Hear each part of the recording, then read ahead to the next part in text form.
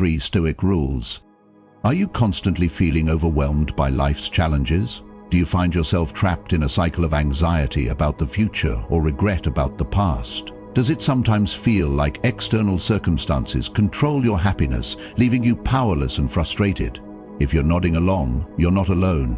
We all struggle with these fundamental human challenges that can drain our energy and rob us of joy.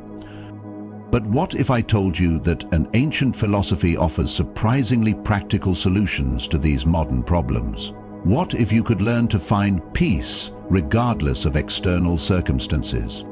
Before we dive into these life-changing Stoic lessons, if you're new here, please hit that subscribe button and notification bell so you won't miss our future explorations of Stoic wisdom. And if you find value in today's message, giving this video a thumbs up helps others discover these powerful ideas too.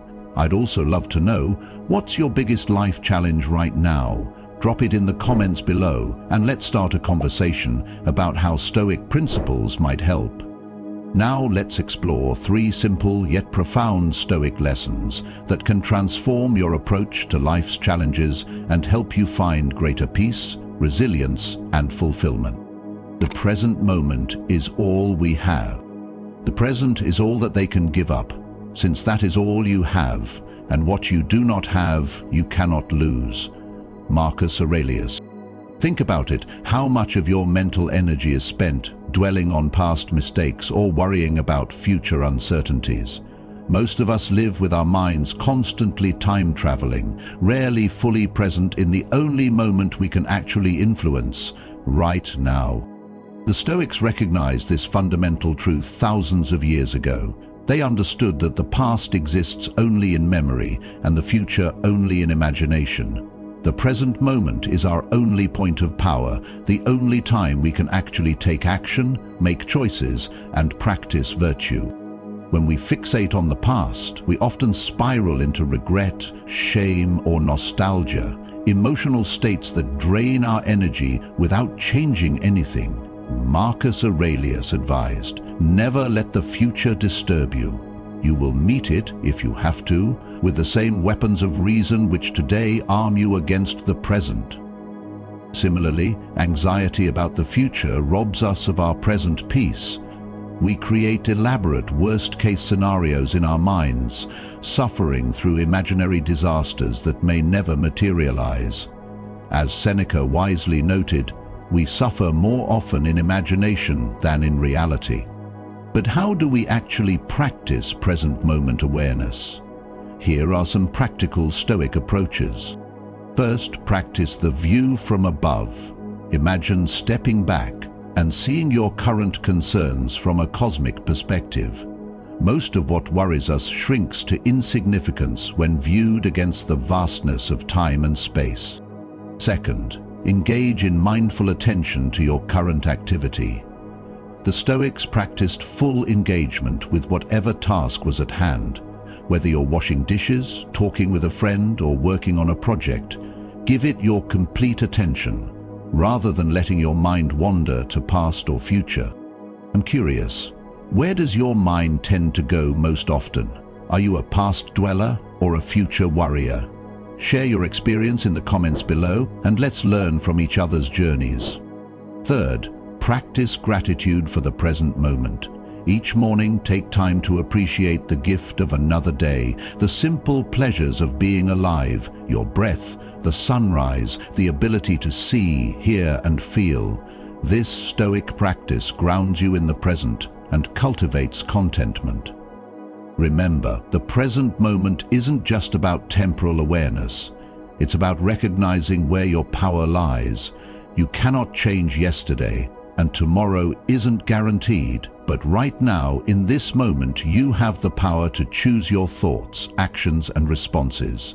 This is where your freedom lies. What's one way you could practice being more present today? Perhaps it's taking a walk without your phone, having a conversation without planning what you'll say next, or simply taking 3 conscious breaths when you feel yourself drifting into past or future thinking. Whatever approach resonates with you, I encourage you to try it today. 2. External events are neutral. Make the best use of what is in your power and take the rest as it happens. Epictetus. Here's a revolutionary Stoic insight that can transform your emotional life. External events themselves are neither good nor bad, they simply are. It's our judgments about these events that create our emotional responses. This principle, perhaps more than any other, has the power to liberate us from unnecessary suffering. Think about it. The same external circumstance can trigger wildly different reactions in different people. One person sees a job loss as a devastating blow, while another views it as an opportunity for reinvention. The event is identical, the interpretation creates entirely different emotional experiences.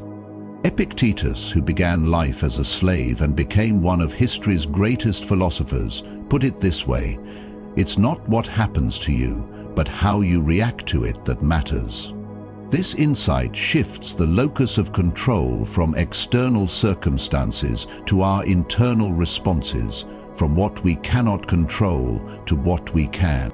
But let's be clear, this doesn't mean suppressing emotions or adopting a cold, detached attitude toward life. Rather, it means recognizing that our interpretations are choices, not inevitable reactions. We can learn to pause between stimulus and response, examining our automatic judgments and choosing more constructive perspectives. How might this look in practice? Imagine you're stuck in heavy traffic. Your automatic thought might be, "This is terrible. I'm going to be late and my day is ruined." This judgment triggers frustration, anxiety, and anger. But what if you paused and considered alternative interpretations? Perhaps this delay gives me time to listen to my audiobook, or I can use this time to practice patience, or even, at least I have a car and somewhere important to go. I'd love to hear from you. What's a recent situation where you initially judged something as bad, but later found benefits in it? Share your experience in the comments.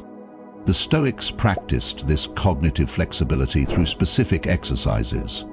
One powerful technique was premeditation of evils, premeditatio malorum, mentally rehearsing potential challenges and preparing balanced responses in advance.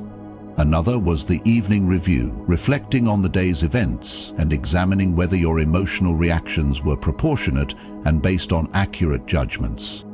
Remember, this principle doesn't ask you to pretend that painful events aren't painful. Rather, it invites you to recognize that your interpretations add an additional layer of suffering beyond the bare facts of the situation. By becoming aware of these interpretations, you gain the freedom to choose perspectives that serve you better. What situation in your life right now might benefit from this Stoic reframing? Is there a challenge you're facing that you could view from a different angle? The power of interpretation is always available to you. It just requires practice to access it consistently. 3. Practice voluntary hardship.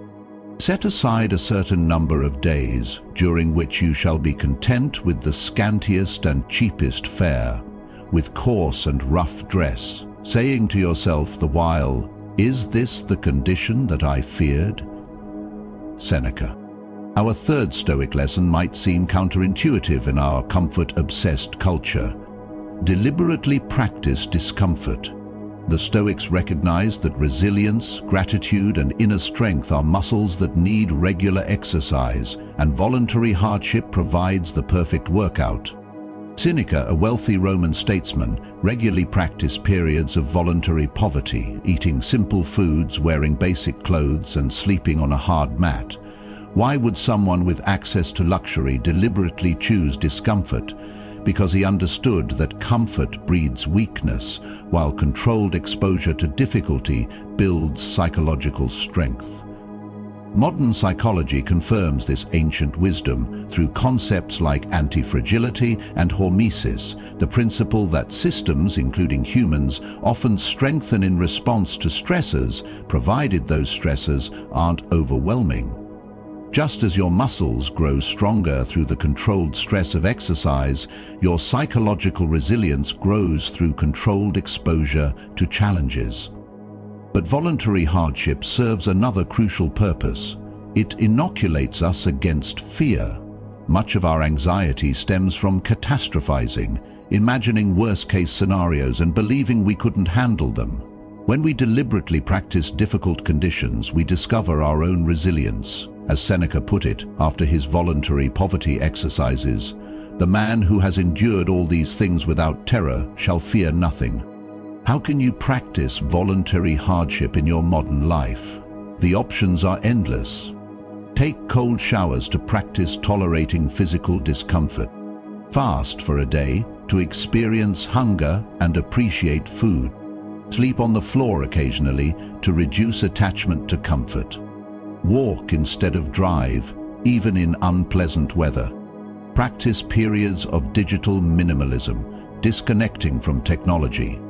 I'm curious, have you ever practiced any form of voluntary discomfort?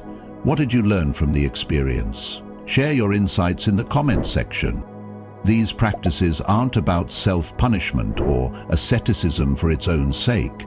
They're practical training exercises for life's inevitable challenges.